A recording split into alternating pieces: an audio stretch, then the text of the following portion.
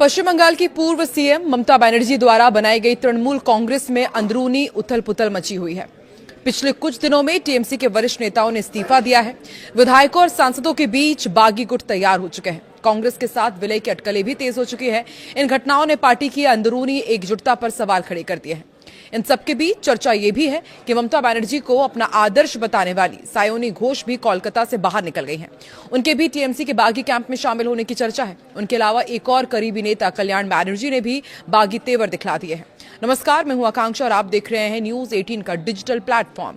TMC में फूट का पहला बड़ा संकेत पश्चिम बंगाल विधानसभा में मिला, जहां स्पीकर रविंद्रनाथ बोस ने पिछले हफ्ते ऋतव्रत बैनर्जी के नेतृत्व वाले 58 बागी टीएमसी विधायकों को मुख्य विपक्षी गुट के तौर पर मान्यता दी। ये उथल पुथल अब सिर्फ विधानसभा तक सीमित नहीं है।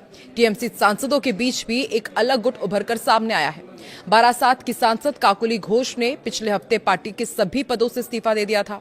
उन्होंने कहा कि लगभग 20 सांसदों का उन्हें समर्थन हासिल है और ये समूह बीजेपी के नेतृत्व वाले राष्ट्रीय जनतांत्रिक गठबंधन का समर्थन करने को तैयार है।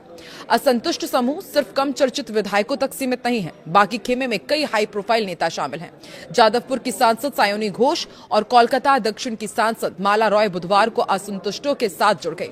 इस खेमे में शामिल बताए जा रहे अन्य सांसदों में अबू ताहिर, असित मल, अरूप चक्रवर्ती, कालीपदा सोरेन, जगदीश बसुनिया, प्रसून बैनर्जी, शर्मिला सरकार, शताब्दी रॉय, यूसुफ पठान, जून मालिया, खलीकुर रहमान, बापी हल्दर, रचना बैनर्जी, मिताली बाग, देव अधिकारी और पार्थ भौमिक शामिल हैं। वहीं सुष्मिता देव सहित कई सांसदों ने इस्तीफा भी दे दिया है। उपराष्ट्रपति और राज्यसभा चेयरमैन सीपी राधाकृष्णन ने राज्यसभा सांसद सुष्मिता देव का इस्तीफा मंजूर भी कर लिया है। इससे पहले टीएमसी के सीनियर नेता सुखेंदु शेखर रॉय ने राज्यसभा और पार्टी की प्राथमिक सदस्यता दोनों से इस्तीफा दे दिया था। उन्होंने हाल ही में हुए पश्चिम बंगाल विधानसभा चुनाव में पार्टी के प्रदर्शन की आलोचना और नतीजों को ममता बनर्जी की सरकार के 15 साल के अराजक शासन का नतीजा बताया।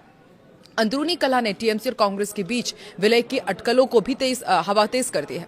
जब ममता बनर्जी ने सोमवार को दिल्ली में सोनिया गांधी से मुलाकात की थी, तो उनके अलावा टीएमसी के महासचिव अभिषेक बैनर्जी ने बुधवार को लोकसभा में नेता प्रतिपक्ष राहुल गांधी से रिश्ते मजबूत करने की संभावनाओं पर चर्चा के लिए मुलाकात की। कांग्रेस ने किसी भी विलय की खबरों को खारिज किया है और हर राजनीतिक बगावत के पीछे कोई ना कोई वजह जरूर होती है। टीएमसी में यह मुख्य भूमिका सुखेंदु शेखर रॉय ने निभाई। सत्ता के हाशिए से उभरने वाले कई बागियों के उलट रॉय पार्टी के प्रमुख ढांचे का हिस्सा थे।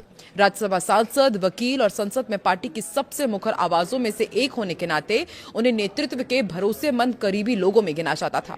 सालों तक उन्होंने विवादों और संकटों के दौरान पार्टी का बचाव भी किया। इसलिए उनके इस्तीफे का महत्व सिर्फ एक सांसद से जाने से कहीं ज्यादा था। बंगाल की राजनीति में तृणमूल से नेताओं का पाला बदलना कोई नई बात नहीं है। रॉय का जाना इसलिए अलग था क्योंकि ये ऐसे नेता की तरफ से हुआ था जिन्हें बगावत से बहुत कम फायदा हुआ और बहुत ज्यादा नुकसान हो सकता था। उनकी आलोचना ने भाजपा से चुनाव हारने के बाद से पनप रही उन फुसफुसाहटों को विश्वसनीयता प्रदान की, जिन्हें तब तक छिटपुट शिकायतें मानकर खारिज किया जा रहा था। पश्चिम बंगाल के वरिष्ठ भाजपा नेता और पूर्व राज्यपाल तथागत रॉय ने भाजपा नेतृत्व से सायोनी घोष को पार्टी में न लेने की अपील की है। उन्होंने सोशल मीडिया प्लेटफॉर्म पर एक पोस्ट किया, सायोनी घोष के पुराने विवादित पोस्ट का हवाला दिया। तथागत रॉय ने कहा कि मैंने पुलिस में शिकायत भी की थी, लेकिन उसका कोई नतीजा नहीं निकला। तथागत रॉय ने एक्स पर एक पोस्ट में कहा कि बाकी बातों से मुझे कोई फर्क नहीं पड़ता, लेकिन टीएमसी सांसद सायोनी घोष ने एक मीम पोस्ट किया था जिसमें शिवलिंग पर कंडोम चढ़ाया हुआ था। इसने मुझे अंदर तक झकझोर कर रख दिया। मैंने उनके खिलाफ कोलकाता के रविंद्र सरोवर पुलिस स्टेशन में शिकायत दर्ज कराई थी, लेकिन जैसी कि उम्मीद थी उसका कोई नतीजा नहीं निकला। फिर उन्होंने टीएमसी के चुनाव प्रचार के दौरान एक गाना गाया जिसमें कहा गया था कि उनकी आंखों में काबा और दिल में मदीना है। भगवान शिव के वास्ते उनसे कोई वास्ता ना रखे। तथागत रॉय ने अपने पोस्ट में प्रधानमंत्री नरेंद्र मोदी, केंद्रीय गृह मंत्री अमित शाह, बीजेपी को भी टैग किया है। इस साल विधानसभा चुनाव से पहले एक्टर से नेता बनी सायोनी घोष ने अपने जोशीले भाषणों, कविताओं और बीजेपी पर तीखे हमलों से जमीनी और ऑनलाइन दोनों जगह लोकप्रियता हासिल की। सायोनी घोष के भाषणों पर गृह मंत्री अमित शाह समेत बीजेपी के बड़े नेताओं ने कड़ी प्रतिक्रिया दी थी। और वैसे कहा जाता है राजनीति में कि वक्त बहुत ताकतवर होता है। जब आपका वक्त अच्छा होता है तो नेता, भीड़, कार्यकर्ता आपके साथ होते हैं, लेकिन जब वक्त कमजोर होता है तो देखिए कैसे आप अकेले होने लगते हैं। ऐसा ही कुछ पश्चिम बंगाल की पूर्व मुख्यमंत्री और टीएमसी के प्रमुख ममता बनर्जी के साथ हो रहा है। तो क्या अब एक एक करके ममता बनर्जी का कुनबा इसी तरह बिखरता जाएगा? और अब ममता बनर्जी का अगला कदम क्या होगा? सबकी नजरें इस पर टिकी हुई है। आप भी इस पर रिएक्शन अपना जरूर दें।